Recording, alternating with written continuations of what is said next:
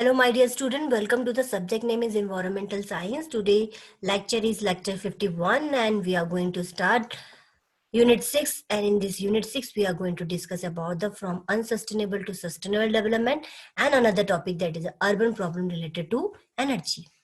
So have a look over the syllabus part of this unit 6. Now moving towards the reference part, today PPT has been made from these following sources and you can go through the sources for the more details. To start with the from unsustainable to sustainable development. The firstly, we as you know that with the rising population, the demand on the natural resources has multiplied.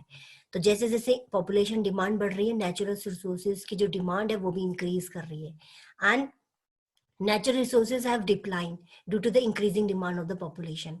And in order to balance the change in the natural cycle, the negative impact on the both humans and as well as the living system, or rapid population growth and the rising individual consumption demand has more than the double humanity demand on the resources of the planet. It means resources it are not available in that amount as per the demand of the population, and due to this, returning human reuse of the natural resources to the level of the sustainable level limit will require some collective effect. We have to return or back to the human. We have to control the human need to such level that we can meet the natural resources. तो जितने natural resources है उनकी जितनी वे available है उसके बराबर human needs को करना बहुत ही इंपॉर्टेंट है. तभी जाके हम ऐसे डेवलपमेंट को फोकस करना. Though the development is aim at the improving the global economy and the standard of living, yet it is leading to several environmental problem and ultimate degrade environment and human health. And as a major cause of this, unsustainable resources can use and unsustainable growth practices happen. तो जैसे जैसे development करना है, development means economy को boost करना है as well as living standard बनाना है, मगर ये सब अपने साथ इन्वायरमेंटल प्रॉब्लम्स लेके आती है. इन्वायरमेंटल डिग्रेड होता है, ह्यूमन हेल्थ प्रॉब्लम होती है, और ऐसे डेवलपमेंट को हम बोलेंगे अनसस्टेनेबल काइंड ऑफ डेवलपमेंट, जहां पर हम over exploitation of natural resources कर रहे हैं, डैमेज कर रहे हैं एनवायरनमेंट को while doing the development kind of activity. We achieve the development by damaging the environment and over exploitation of the natural resources. That development is known as unsustainable development, and we have to change from unsustainable to sustainable development. और हमें क्या करना है? Sustainable development करना है. Sustainable development means human being interact with both social world and nature. Human being दोनों ही world से मिले, social world as well as nature, and both the economic development kind and the stable environment are required for the continual improvement of the lifestyle and living standard. Means environment को बिना harm किए हुए economic development करना ही sustainable development है.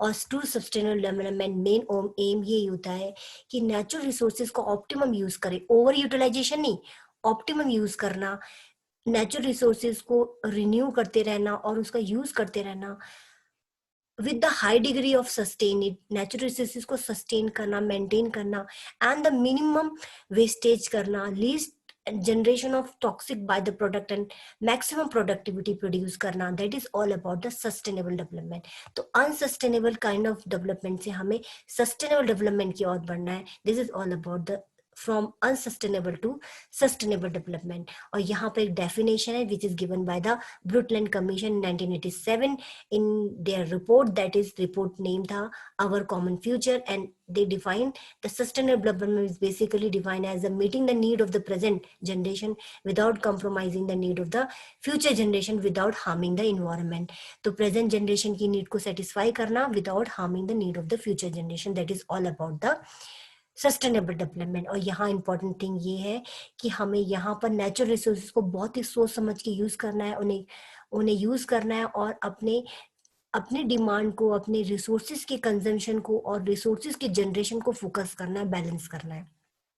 तो यहाँ पर मैंने डेफिनेशन लिखी है सस्टेनेबल एंड डेवलपमेंट की. You can go through this definition which is very simple kind of.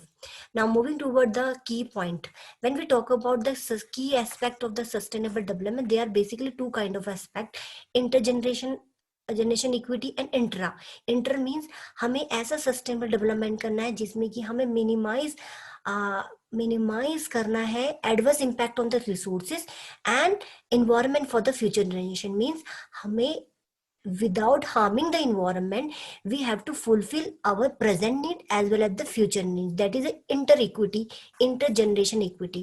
और इंट्रा मीन्स ये हुआ कि जो भी डेवलपमेंट करना है वो poor and develop poor country और रिच कंट्री के बीच में डेवलपमेंट इक्वल होना चाहिए, उसको बैलेंस करते हुए चलना है without harming the environment, without polluting the environment. हमें इस तरह की इक्विटी मेंटेन करनी है सस्टेन डेवलपमेंट, जिसमें कि जो टेक्नोलॉजिकल डेवलपमेंट है, पोल्यूशन है, रिसाइकलिंग है, और हमें पोल्यूशन नहीं करना है।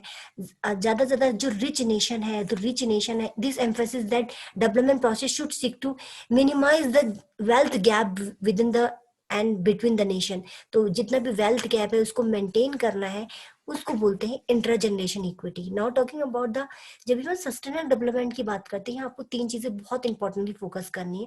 Sustainable development is basically depend upon the renewable resources. Mean sustainable development में हमें रिन्यूएबल काइंड ऑफ रिसोर्सेज को यूज करना है, ना कि नॉन रिन्यूएबल का। रिन्यूएबल रिसोर्सेज क्या होते हैं, जैसे sun energy, wind energy, biogas, flowing water, geothermal, tidal kind of resources को हमें ज्यादा यूज करना है। सस्टेनेबल डेवलपमेंट में बायोडाइवर्सिटी को हार्म नहीं करना है, एज वेल एज हमें अर्थ की damaging degrading kind of activity को डिस्करेज करना है, एज वेल एज हमें रिड्यूस करना है पॉवर्टी को एंड पॉपुलेशन ग्रोथ को रिड्यूस करना है, रेट को रिड्यूस करना है। That is all about the sustainable development. तो how we can measure the sustainable development.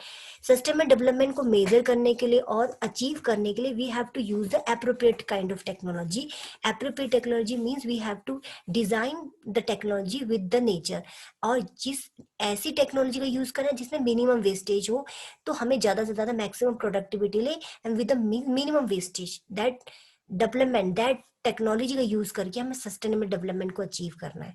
we can also use the sustainable development, we can also achieve the sustainable goal by using the 3R approach, that is a reduce, reuse and recycle. It means we have to reduce the usage and also reduce the wastage of resources by making things that last longer and easier to recycle and reuse and repair. तो means ये हुआ कि हमें ज्यादा से ज्यादा focus करना है reduce the pressure on the our resources as well as reduce the wastage generation and pollution।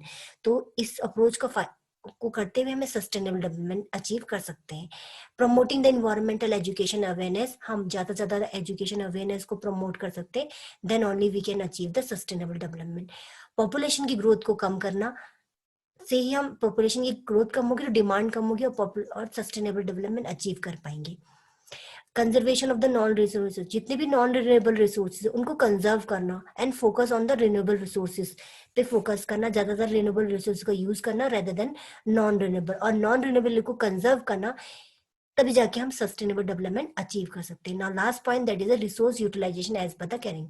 Resources, natural resources को उतना ही यूज करें जितना कि नेचुरल रिसोर्सेज अवेलेबल है। Means we should have to use the natural resources in that level, in their tolerance capacity.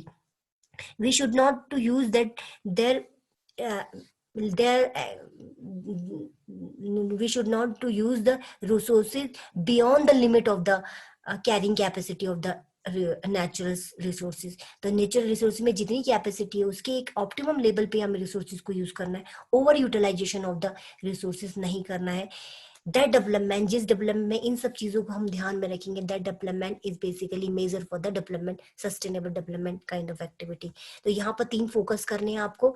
Sustainable development में हमें economy को फोकस करना है, इन्वायरमेंट को फोकस करना है एंड सोशल कम्युनिटी को फोकस करते हुए डेवलपमेंट को बोलते हैं sustainable development. Now sustainable development की जब हम बात करते हैं, development as you know that development activity कई तरह की होती है, like we are making dams, mines, road, instruction, industries, tourism activity and infrastructure kind of activity. These all kind activity required for the development kind of activity. तो development के लिए हमें ये सब एक्टिविटी करनी पड़ती है, पर ये डेवलपमेंट जब होता है तो डैमेज होता है इन्वायरमेंट को। तो कभी भी हमें जब डेवलपमेंट करना है तो सस्टेनेबल डेवलपमेंट कैसे अचीव कर सकते हैं, while doing that kind of development project. तो हमें क्या फोकस करना है, इन्वायरमेंटल इम्पैक्ट असेसमेंट करना है। और यहाँ पर इन्वायरमेंटल इम्पैक्ट असेसमेंट मीन्स हुआ क्या, ये सब एक्टिविटी क्या इन्वायरमेंट को हार्म कर रही है, we have to check this.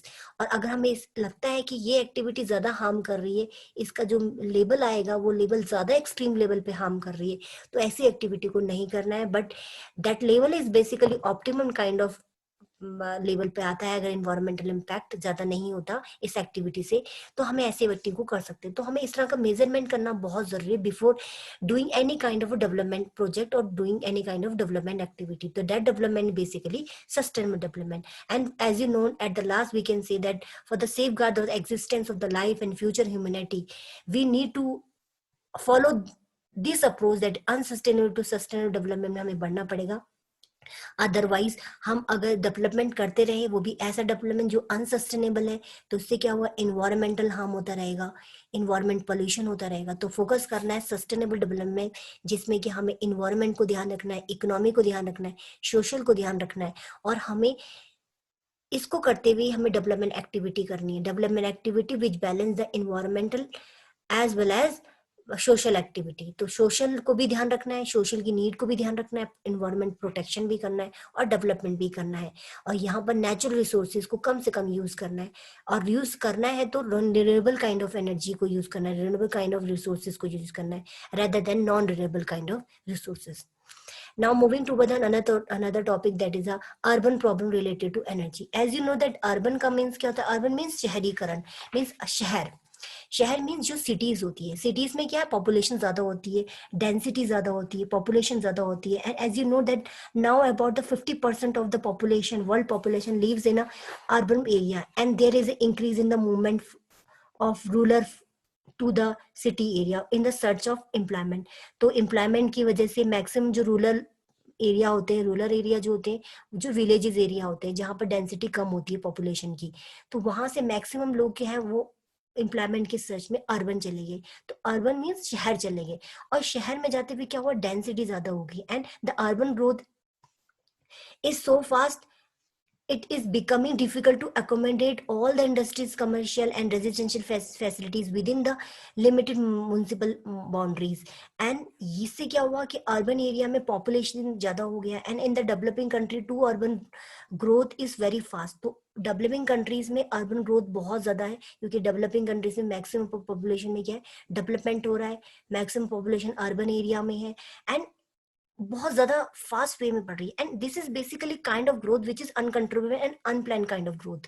And we can say that urban is basically a area where it dense populated and consume a lot of energy and material and generate a lot of waste. तो urban area में ज्यादा wastage होता है, ज्यादा population pollution होता है, ज्यादा energy का यूज होता है।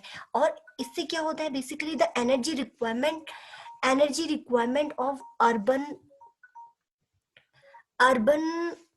अर्बन बेसिकली क्या होता है, the energy requirement of urban population are much higher than the rural one, and this is because the urban people have a higher standard of living and their lifestyle demand more energy input in every sphere of life.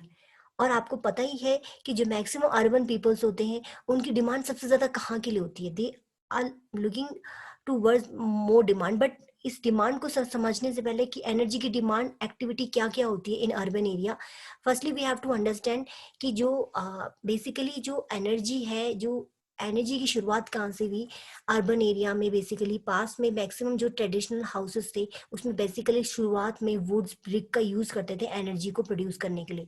But धीरे धीरे slowly in 1950 fuel and charcoal start होने लगी, and their houses have they make their head chimney and kitchens are isolated from the rest of the house, and the smoke become a problem once again, changes the block, and kerosene now become, now that period of time then become the urban fuel.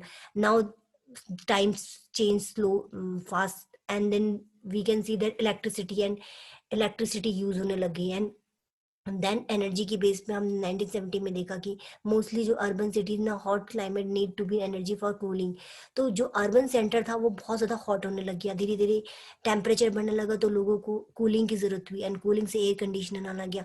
तो energy हमें हर तरह से available चाहिए, energy हम we are using electricity, we are using n number of kind of energy, enormous kind of energy हमें required है air conditioning की. Now the new buildings in our country have become using a large areas covered by the glass. और यहाँ पे basically क्या है, अगर आप देखोगे air conditioning की जरूरत है, तो इलेक्ट्रिसिटी की जो जरूरत है वो ज्यादा जरूरत होने लगी, ज्यादा एनर्जी की डिमांड होगी. तो एनर्जी की डिमांड कहाँ है सबसे ज्यादा?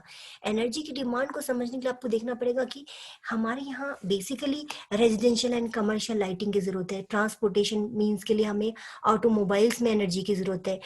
पब्लिक ट्रांसपोर्ट में from moving from residence to work place we need energy. Energy means we needs electricity. और हमें जब मॉडर्न लाइफस्टाइल है तो हमें इलेक्ट्रिकल गैजेट की जरूरत है. यहाँ पर भी एनर्जी, इलेक्ट्रिसिटी की जरूरत पड़ती है. हमें इंडस्ट्रियल प्लांट को रन करने के लिए वी नीड एनर्जी. तो यहाँ पर बेसिकली अर्बन पॉपुलेशन बढ़ने के कारण एनर्जी की जो डिमांड है, एनर्जी की बहुत ज्यादा हो गई है. एनर्जी की डिमांड की वजह से पॉपुलेशन की जितनी डिमांड है वो एनर्जी, प्रेजेंट एनर्जी उतनी फिलफिल नहीं कर पाई. मीन्स हमारे पास उतनी एनर्जी अवेलेबल नहीं है. तो due to the high population density and high energy demand activity, the urban problem related to energy are much more magnified as compare to the rural population. तो यहाँ पर हम ये कैन सी दैट कि अलग अलग मॉडर्न लाइफस्टाइल हो गया है एंड एनर्जी की डिमांड जो है रेजिडेंशियल कमर्शियल में लाइटिंग से रिलेटेड बहुत ज्यादा इंक्रीज कर गई. और this is basically problem of urban and related to the energy. तो this is all for today now. Thank you my dear student.